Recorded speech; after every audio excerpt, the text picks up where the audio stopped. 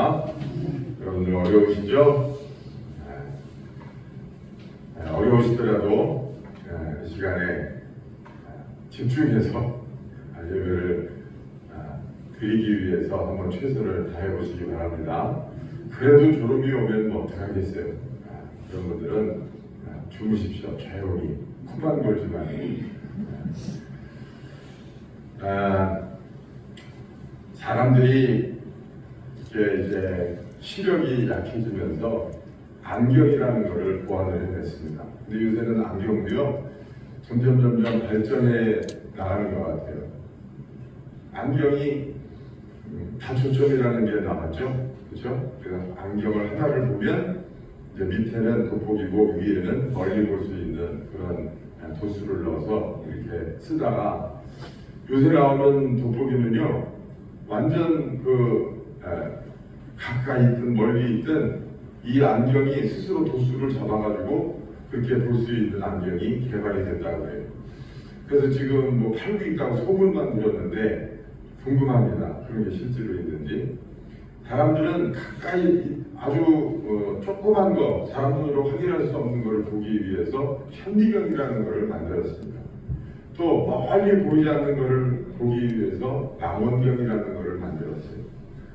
지금은 그래서 저 별나라에 있는 아주 정말 망원경으로도 볼 수 없는 그런 것까지 볼 수 있는 그런 안경을 만들어낸 거죠.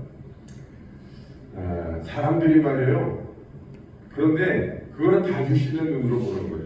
근데 정말 중요한 거는 사람의 영을 볼 줄 아는, 그러니까 영적인 것을 볼 줄 아는 눈이 정말 중요한 줄로 있습니다. 사람은 영과 혼과 육으로 이루어져 있어요. 육신의 눈만 가지고 살아서는 안 됩니다.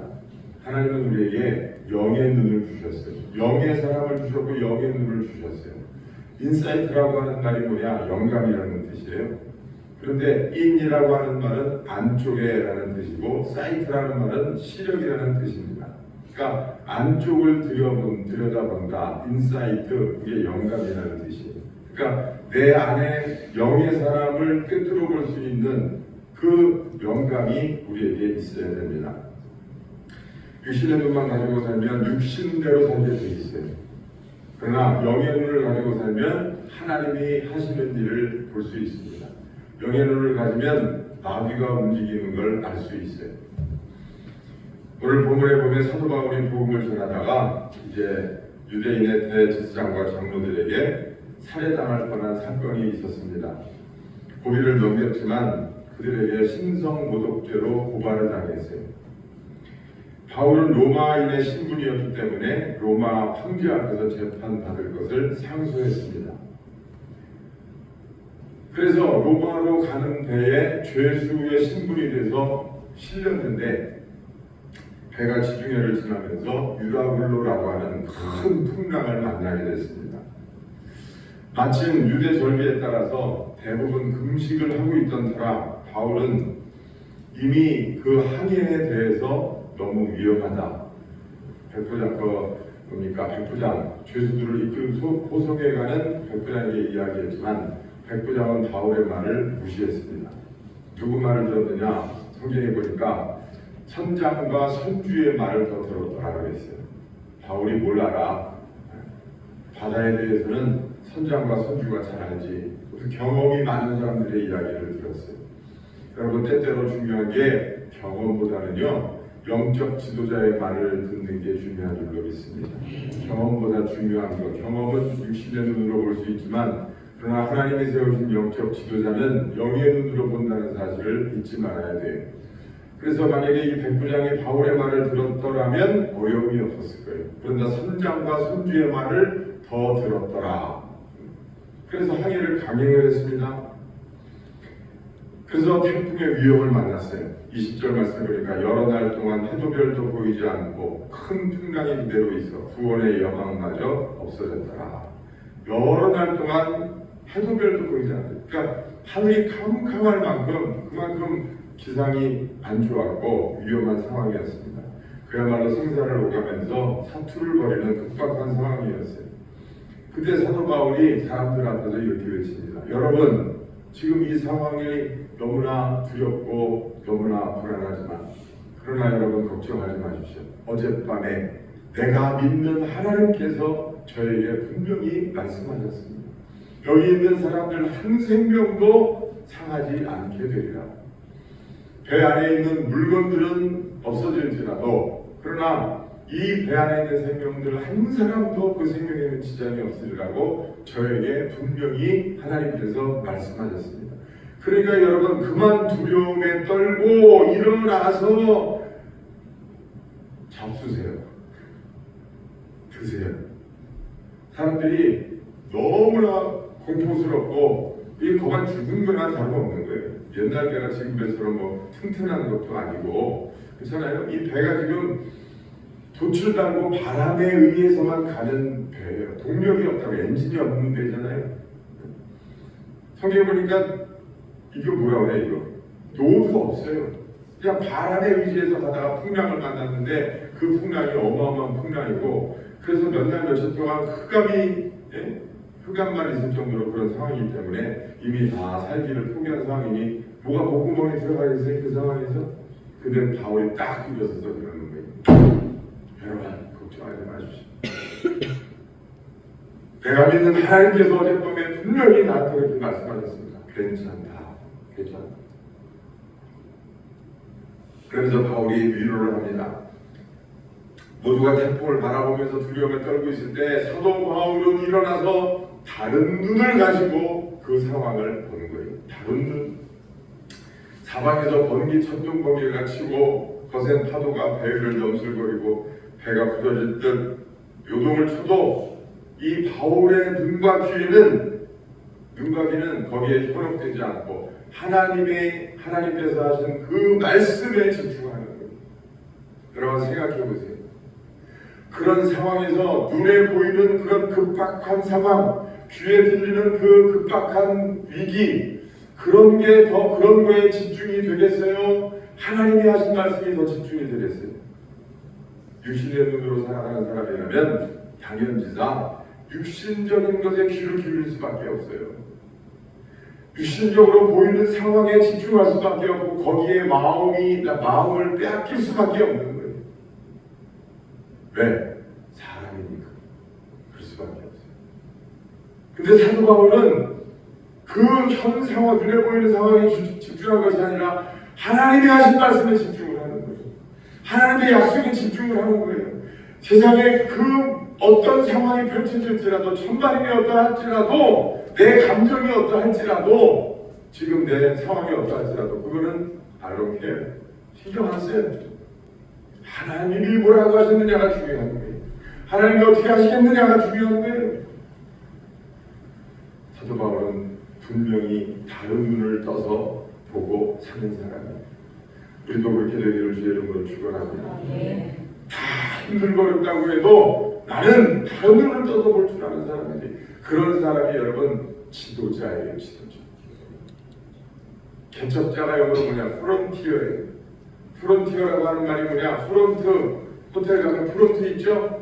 앞이라는 뜻이에요. 프론티어, 앞서가는 사람, 개척자. 그 프론티어는요, 남들하고 다른 눈을 가져야 자격이 있는 거예요. 나라가 다 힘들고 어려울 때, 나라가 전부 정치 싸움을 하고 있을 때, 이때 정말 국민들을 위한 것이 무엇인지, 나라를 위한 것이 무엇인지, 그거를 바라보면서 말이에요. 개인의 이권, 당리당량 이런 걸 떠나서 나라를 진심으로 걱정하고 국민들을 위해서 걱정하는 사람, 그런 사람들이 프론티에, 그런 사람들이 지도자 자격이 있는 거고요. 그런 사람들은 다른 눈을 가지고, 우리 성도들은 세상 사람들과 똑같은 눈을 가지고 살아서는 안 됩니다. 다른 눈을 가지고 살아야 돼요. 하나님이 주신 영적 눈이 내게 있다는 사실을 여러분 꼭 기억하시고 그 눈을 사용해서 살아가는 여러분 되시기를 주의 이름으로 축원합니다. 여러분 그렇습니다. 나라가 어려울 때 다른 눈을 떠서 볼 줄 아는 사람이 있어야 나라가 삽니다. 가정이 어려울 때 다른 눈을 떠서 볼 줄 아는 사람이 있어야 그 가정이 살아요. 교회도 그렇습니다. 다 똑같은 눈을 가지고 있으면 안 돼요. 다 똑같이 보고 생각할 때 하나님이 주시는 영의 눈을 떠서 기도하는 사람이 있어야 여러분 교회가 사는 거예요. 여러 사람이 같은 차를 타고 가다가 길을 잘못 들었어요. 그러면 여러 사람이 타고서 그 안에는요, 아니 운전을 어떻게 하는 거냐, 왜 그거를 놓쳐가지고 고생하게 만드냐, 아이고 참, 그 친구들끼리 같이 차 타고 가다 보면요, 꼭 그런 사람이 있어요. 그런데 그런 사람이 있는가 하면 또 어떤 사람이 있냐, 얼른 자기 핸드폰을 꺼내서 내비게이션을 켜가지고 괜찮다고 그러면서 길 안내를 옆에서 도와주는 사람이 있어요. 똑같은 차에 타고 똑같은 길을 가고 있지만 여러분 그 사람은 다른 눈을 가집니다. 어디 가도 그런 사람들은 존재해요. 어디 가도 비난하는 사람, 비난을 잘하는 사람이 있는가 하면 어디를 가도 긍정적인 마인드를 가지고 남을 도우려고 하는 사람들이 있어요. 그런 사람들이 많은 나라, 그런 사람들이 많은 교회가 여러분 잘 될 수밖에 없는 거예요. 성경에 보면 느헤미야 선지자가 나옵니다. 예루살렘 성벽이 무너졌어요. 그리고 예루살렘 성벽이 무너지고 나니, 예루살렘 성벽이라고 하는 것은 그 당시 이스라엘 백성들에게 교회나 마찬가지, 성전이나 마찬가지. 그런데 그 성벽이 무너지고 나니까 온 백성들이 마치 하나님이 돌아가신 것처럼 낙심하고 절망했어요. 이스라엘 백성이 망하지 않을 거라고 했는데 포로로, 바벨론에 의해서, 아수리아에 의해서 무너지고 포로로 잡혀가고 따라다녀버렸어요. 그러니까 너무나 낙심한 거예요. 그런데 느헤미야는 다른 눈을 가졌어요. 하나님이 돌아가신 게 아니다. 이건 하나님의 섭리와 역사 속에 있는 것이다. 하나님의 뜻이 계실 것이다. 그래서 하나님을 의지하고 끝까지 하나님을 신뢰했어요. 느헤미야는 기도하고 행동에 나서고 백성들에게 비전을 제시했어요. 백성들을 설득했어요. 그래서 52일 만에 다시 성벽을 재건한 지도자예요. 프론티어예요. 개척자예요. 다니엘을 보세요. 모든 동족이 바벨론 문화에 다 동화됐습니다. 바벨론이 이제 이스라엘을 속국으로 만들었기 때문에 다 이스라엘이 문화도 그렇고 언어도 그렇고 신앙도 그렇고 다 이제 바벨론 파되어 가고 있는 거예요. 그리고 백성들은 그게 당연한 거라고 생각을 했어요. 마치 우리나라가 일본에 36년 동안 속국이 돼서 사니까 이름도 바꾸고 문화도 바뀌고 건물도 바뀌고 세상 모든 게 다 바뀌지 않습니까? 단 36년 만에 그 뿌려놓은 일본의 잔재가 오늘날까지 있잖아요. 오늘날까지 쓰레받기, 빠게스, 스메끼리, 스봉, 다마. 만약에 일본이 우리나라에 들어와서 우리나라를 속국으로 삼지 않았으면 그러면 우리가 어떻게 알아요? 마치 일본 말이 우리나라 말인 것처럼 그렇게 생각하잖아요.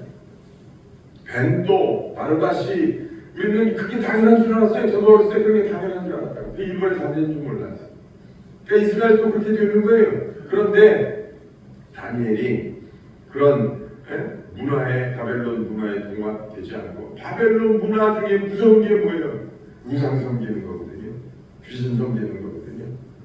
그래서 많은 이스라엘 백성들이 여호와의 신앙을 저버리고 다 세상의 풍습을 따라서 너무너무나 좋은 거예요. 그 고리타분한 여호와 하나님 믿느라고 고생을 했는데, 이게 말이에요. 바벨론이 나라를 집어삼키고서 문화를 싹 바꾸는데 전부 신식문화인 것 같아요. 다 좋게 보이는 거예요. 육신의 정욕과 이생미의 사랑과 안목의 정욕을 따라서 사는 나라니까 여러분 얼마나 좋겠어요. 다 좋아 보이는 거예요. 다 동화되고 넘어갈 때, 그러나 다니엘만큼은 거기에 넘어가지 않고 하나님의 말씀을 붙들고 기도하고 금식하고 신앙의 청결함을 지키면서 그렇게 살았어요. 그래서 그 세속 권력 속에서도 다니엘은 살아남아서 바벨론이 왕이 3번 바뀔 때까지도 여러분 다니엘이 총리급으로 있었다. 대단한 겁니다. 여러분 우리는 다른 눈을 떠서 살아야 돼요. 현실에 매몰되는 그런 육신의 눈이 아니라 폭풍 속에 있을 때도 하마 속에 있을 때도 다른 눈을 떠서 육신의 눈에 보이지 않는 하나님의 역사하심을 볼 수 있어요. 이스라엘 선지자 엘리사를 붙잡기 위해서 아람 군대의 말과 병거들이 성을 포위했습니다. 엘리사의 종이 아침에 일어나서 나가보니까 큰일 났어요. 아람 군대의 불병 뭡니까? 병거와 군사들이 성을 포위하고 있는 거예요. 그래서 와가지고 주인님 큰일 났습니다. 큰일 났습니다. 이제 우리 꼼짝없이 죽었습니다. 저 밖에를 보세요. 얼마나 많은 군대와 말과 병거들이 와야 되죠. 엘리사가 딱 보니까 놀라는 게 아니라 미소를 싹 짓는 거예요. 그러니까 이 엘리사의 종이 아니 지금 웃음이 나옵니까 주인님? 그런데 엘리사가 그때 기도하는 거예요. 하나님 이 어리석인 종의 눈을 떠서 저 아람 군대보다 더 많은 하나님의 군대와 불병거와 불수레를 보게 하옵소서. 그랬더니 이 종의 눈이 열렸어요. 다른 눈이 떠졌어요. 보니까 진짜 하나님의 군사가 훨씬 더 많고 천군 천사가 그 아람 군대를 보유하고 있는데 이건 뭐 게임이 안 되는 거예요. 다른 눈의 역사라고 하는 것은 여러분 그렇습니다. 엘리사는 전혀 위축되지 않았어요. 엘리사는 전혀 겁먹지 않았어요. 엘리사는 전혀 걱정할 일이 없어요. 왜? 다른 눈을 떠서 하나님의 역사를 보니까 문제가 없는 거예요. 오히려 그런 위기가 더 감사하고 오히려 더 하나님 앞에 찬양거리가 되는 거예요. 여러분 그렇습니다. 우리가 육신의 눈만 가지고 살면은요 인생에서 생기는 여러 가지 문제와 환난과 어려움들이 우리의 한숨과 우리의 어려움의 조건이 되지만 그러나 다른 눈을 떠서 보면 여러분 그것이 곧 하나님의 은혜의 축복의 역사라는 사실을 우리가 깨닫게 될 줄로 믿습니다. 이스라엘 백성이 가나안 땅에 들어가려고 할 때 모세가 가나안 땅에 정탐꾼을 보냅니다. 몇 명을 보냈습니까? 아시는 분? 몇 명을 보냈습니까? 12명의 정탐꾼을 보냈습니다. 근데 그 12명의 정탐꾼이 이스라엘 가나안 땅을 보고 와서 10명은 그 땅을 악평하여 이르기를 저들이 보기에 우리는 메뚜기와 같다. 메뚜기와 같다.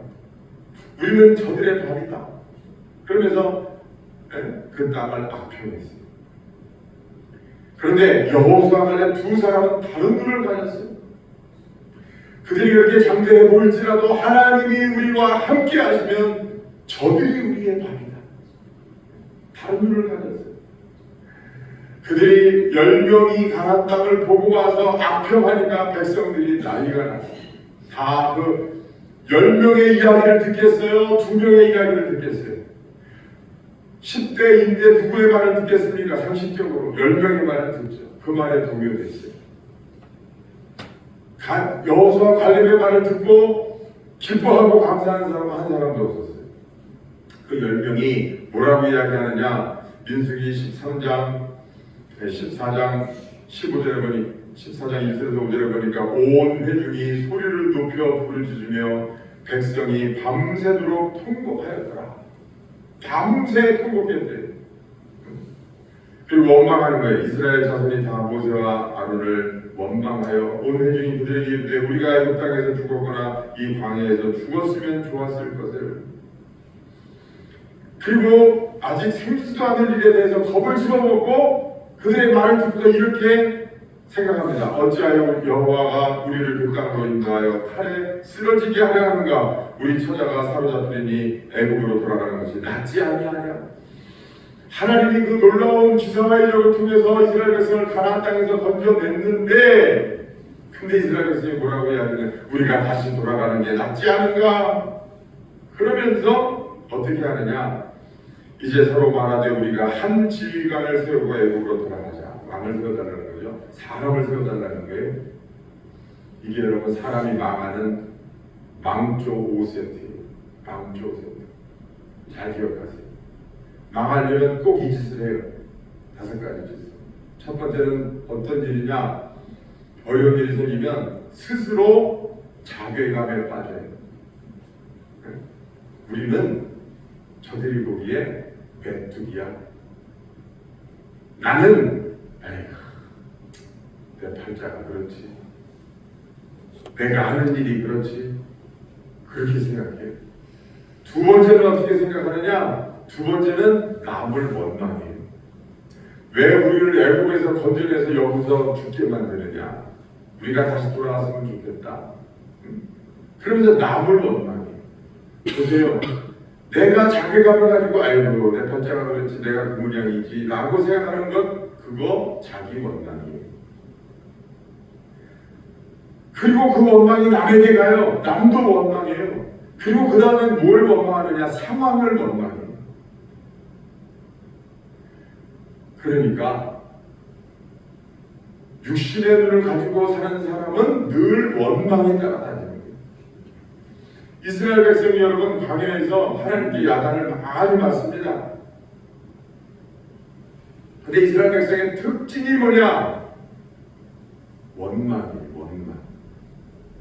하나님을 원망하고 사람을 원망하고 자신들의 처지를 비관하고 그게 이스라엘 백성의 특징이에요. 근데 하나님이 원하시는 것은 뭐예요? 그런 상황을 주신 분이 하나님이시잖아요. 하나님이 팔이 짧아서 지금 거기 이스라엘 백성을 애굽에서 건져내가지고 가나안 땅에서 생고생 시키시는 거예요. 상식적으로 생각을 해보세요.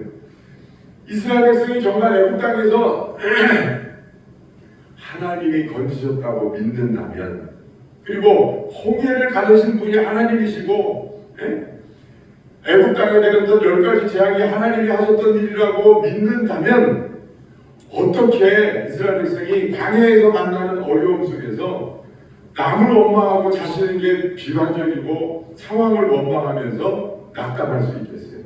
아, 그렇게 역사하셨던 하나님이 이제는 거기서 끝이구나. 우리에게 베푸시는 은혜는 거기서 끝이구나. 그렇게 생각하는 그렇게 생각하는 거 아니면 어떻게 하나님을 원망하고 사람을 원망할 수 있냐 이 말이에요.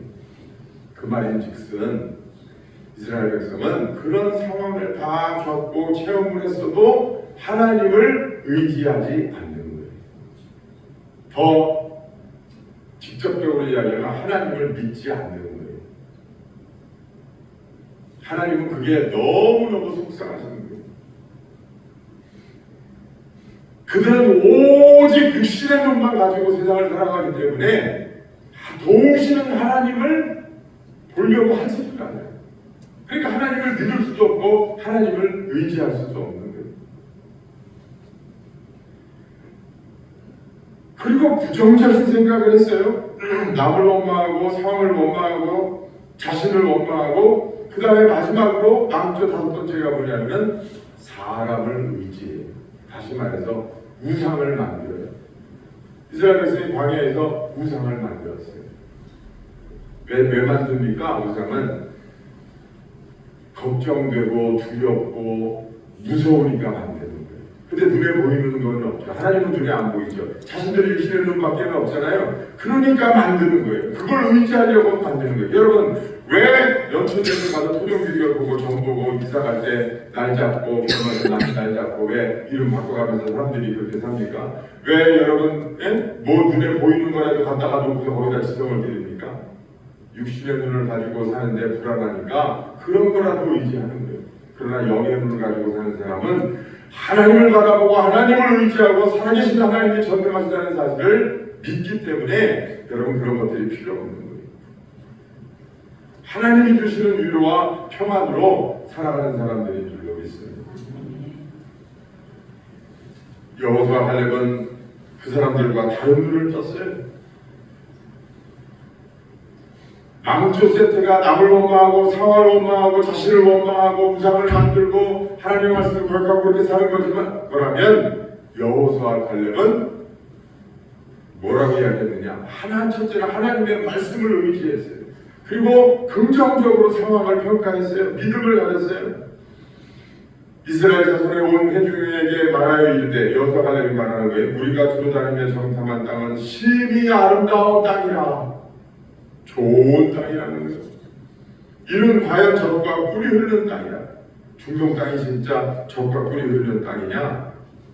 아니, 여러분 가보신 분들도 있겠지만 척박한 땅이에요. 근데 여호수아 갈렙은 그 땅이 젖과 꿀이 흐르는 땅이라고 했어요. 왜 그랬습니까?